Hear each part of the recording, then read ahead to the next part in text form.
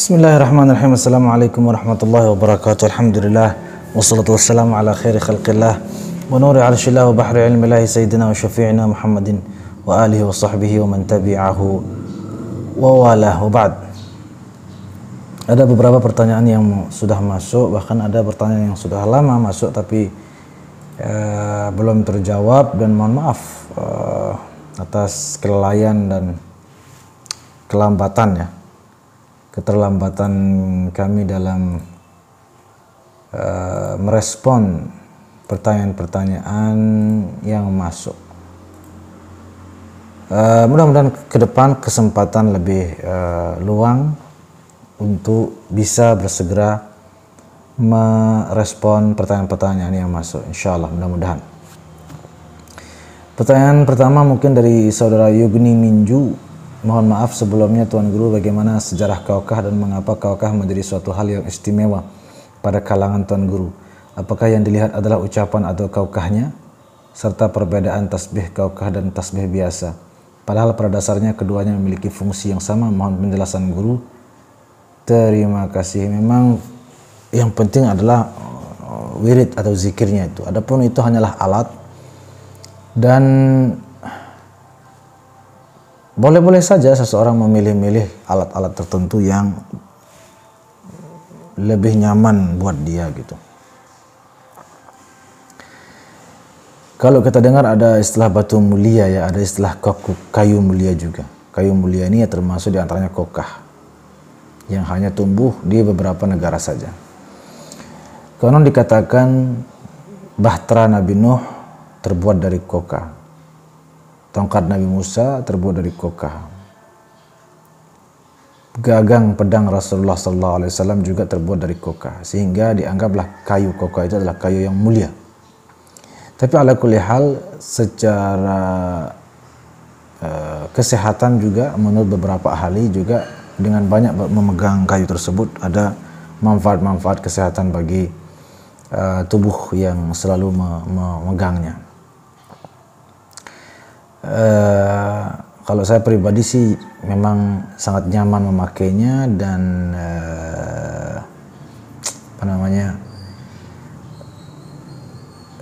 enak dipandang mata, juga enak dipegang oleh tangan, sehingga wiridnya pun menjadi lebih nyaman. Tapi ala kulli hal, semua jenis alat untuk berzikir sah-sah saja. Yang penting adalah zikirnya atau wiridnya. Kemudian dari saudara Razak ini dikaji diri yang disebut dirinya tasawuf. Guru itu diri sendiri. Pertanyaannya, Ustaz, bagaimana kita bisa menjadi guru diri sendiri? Mohon jawabannya, Ustaz. Di waktu yang lain dia mengatakan mau tanya Ustaz, kalau melebur diri itu sendiri seperti apa Ustaz? Karena ada yang mengamal ilmu kaji diri. Ilmu kaji diri, hilangkan nama itu akan lebur ke keakuan diri. Bagaimana ungkapan itu, Ustaz? Yang memang ahli di bidang ilmu tersebut, atau para ahlinya lah yang mengajarkannya, ya tentunya yang lebih paham. Tapi sebatas dari pertanyaannya sih begini, wallahu alam, tapi saya yakin perguruan kaji diri ini pasti ada gurunya. Jadi orang yang mau belajar ilmu kaji diri kan nanti akan mencari di mana pusatnya, di mana markasnya, dan di sana mencari gurunya, lalu meminta bimbingannya agar bisa menjadi murid yang baik, yang pandai, yang berhasil di bidang ilmu kaji diri ini. Nah, kan ada gurunya. Jadi bagaimanapun juga tidak lepas dari seorang guru.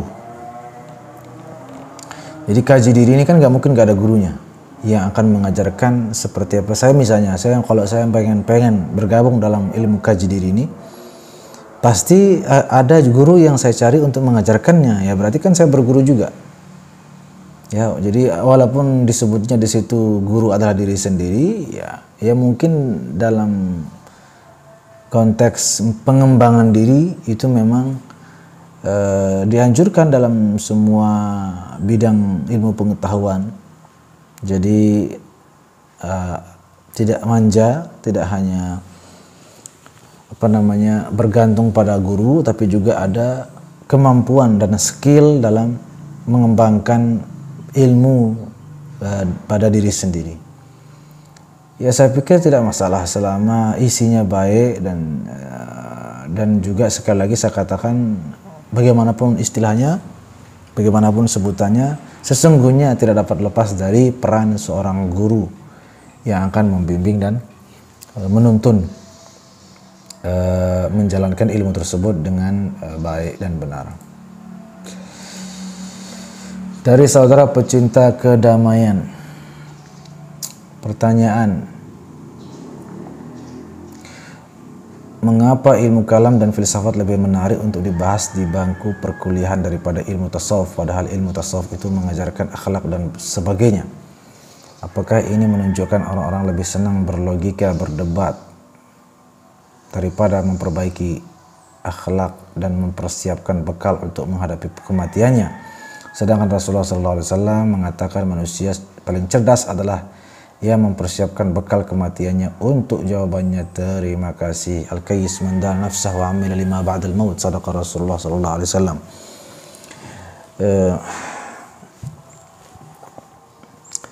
Memang itulah ketika seseorang terlalu mengandalkan logika, dianggapnya logika itu adalah sesuatu yang paling wow, paling istimewa. Padahal memang istimewa akal manusia itu, tapi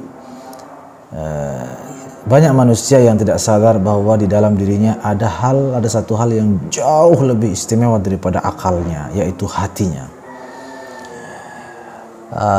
Akal terbatas jangkauannya, ada banyak hal yang tidak bisa masuk di akalnya, tapi kalau hatinya, Masya Allah, bisa menjangkau sejauh-jauhnya. Bahkan Sang Pencipta pun bisa dilihatnya oleh hati tersebut. Tapi kalau akal tidak bisa dan mustahil. Karena itu, afala yatadabbaruna al-Qur'an am 'ala qulubin aqfaluha, dalam Al-Qur'an, tidakkah mereka merenungi Al-Qur'an, kata Allah, ataukah hati mereka terkunci? Bukan ataukah akal mereka tertutup misalnya, tapi hati mereka tertutup. Am 'ala qulubin aqfaluha, sehingga untuk memahami Al-Quran pun yang dibutuhkan bukan hanya akal, berarti akal dibutuhkan juga, tapi bukan hanya akal, tapi ada yang lebih penting, ada yang lebih utama, ada yang lebih istimewa untuk dijadikan sebagai alat untuk mentadabburi Al-Quran, yaitu hati. Karena itu bukalah hati, tajamkan mata hati, bangunkan hati yang tertidur, maka arsy Allah pun akan ditembusnya. Ya, betul. Dengan cara apa? Ya itulah dengan mempelajari ilmu tasawuf. Karena itu setahu saya dalam jurusan-jurusan filsafat itu pasti ada kajian tasawuf, supaya itu untuk mengimbangi, supaya paham bahwa jangan hanya mengandalkan akal. Apa bedanya sama Mu'tazilah, apa bedanya sama orang-orang ateis misalnya, yang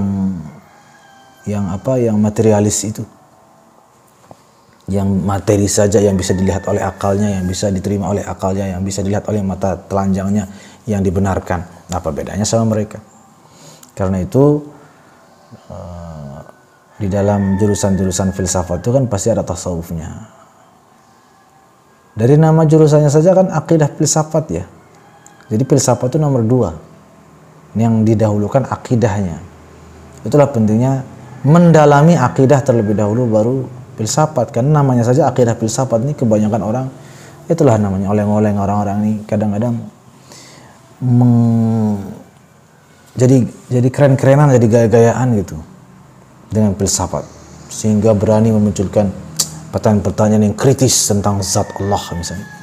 Itu dianggap dirinya hebat seperti itu, padahal itu menunjukkan kegoblokannya. Contoh, dia nanya begini, mampukah Allah menciptakan batu yang lebih besar darinya, sehingga saking besarnya dia sendiri tidak mampu mengangkatnya? Itu dia ketika menanyakan itu, dia menganggap dirinya hebat, mampu mengeluarkan pertanyaan seperti itu. Dia menganggap dirinya itu pintar, cerdas, luar biasa. Padahal gobloknya nauzubillah. Kenapa? Karena dia tidak belajar akidah. Kalau dia belajar akidah, Dia paham bahwa Allah itu besarnya itu tidak besar yang diukur dengan tinggi badan, dengan berat badan, dengan meteran. Laisa kamitslihi syai'. Sehingga tidak mungkin muncul kata-kata lebih besar dari Allah, batunya lebih besar dari Allah. Emang Allah itu besarnya dengan arti fisikis gitu, tajisim. Jadi ada ukurannya sekian kilometer gitu. Sehingga Allah sendiri tidak mampu mengangkatnya. Itu juga kan akibat dari tidak belajar akidah sama sekali. Emangnya Allah itu kuli mengangkat-ngangkat barang. Kan laisa kamitslihi syai'.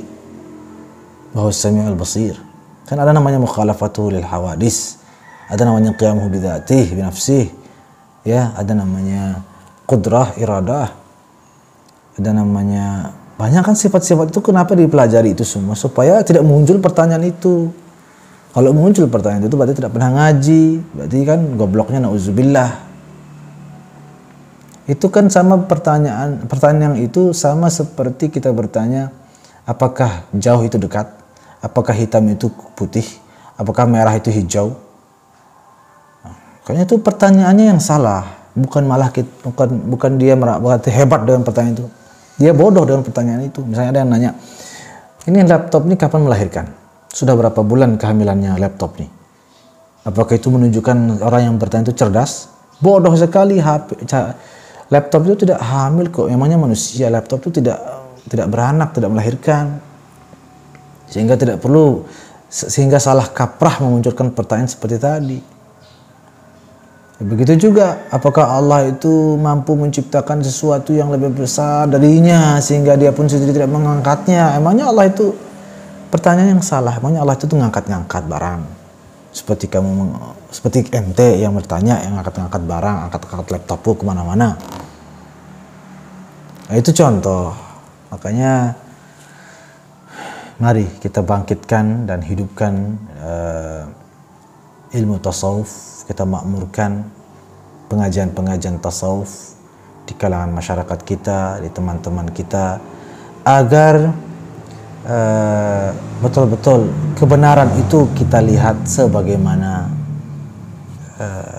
yang sebenarnya. Dengan kebenaran dapat kita saksikan dengan sebenar-benarnya. Itulah dengan tasawuf, karena tasawuf fokusnya adalah membuka mata hati selebar-lebarnya. Mudah-mudahan kita termasuk orang-orang yang menjalankan tasawuf dengan sebaik-baiknya. Amin amin ya rabbal alamin. Saya pikir mungkin itu saja barangkali pertanyaan yang sudah masuk. Jika ada yang belum, insya Allah kita akan jawab pada kesempatan yang akan datang. Terima kasih. Wassalamualaikum warahmatullahi wabarakatuh.